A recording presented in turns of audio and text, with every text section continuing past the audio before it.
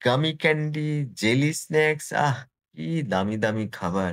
এতে স্টার্চ, চিনি, রং, কৃত্রিম যে গন্ধ ফ্লেভার সেটা দেয়। সমস্যা হয় কি? দাঁতের ক্ষয় হয়। অতিরিক্ত ক্যালোরি শরীরে ঢুকে। ফ্রোজেন রেডি মিলস স্টার্চকে ফেলার হিসেবে ব্যবহার। স্টার্চে ফিলার ব্যবহার করে। ফুলে ফেঁপে বড় হয়ে যায়। ফুলে ফেঁপে একেবারে সুন্দর লাগে। দেখবেন যে রুটি এটা ওইটাতে ফুলে কি চমৎকার দেখায়। সমস্যা কি হয়? অতিরিক্ত লবণ থাকে, পুষ্টি কম হয়, হজমে সমস্যা করে। ইনস্ট্যান্ট পাস্তা মিলস কি স্বাদের খাবার!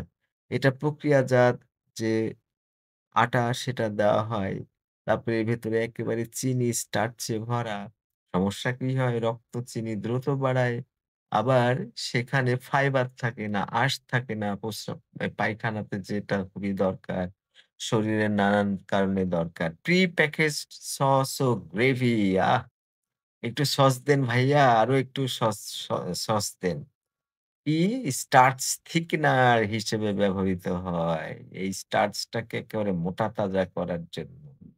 গরু-টরুকে যেমন আজে-বাজে জিনিস খাওয়ায় একেবারে ভিটামিন এটা ওইটা বাজে জিনিস খেয়ে মোটা তাজা করে, তেমনি কিন্তু আহ!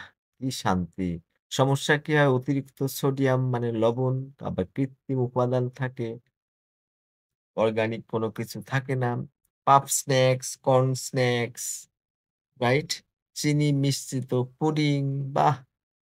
ফিলারযুক্ত স্ন্যাক বার, তারপরে ফ্লেভারযুক্ত ইনস্ট্যান্ট স্যুপ, টাপিওকা ভিত্তিক ডেজার্ট। কি শান্তি আর শান্তি! নিজে তো বাঁচবেন না, বিপদে পড়বেন, সন্তানকেও এই বিপদের মধ্যে ফেলে দিবেন।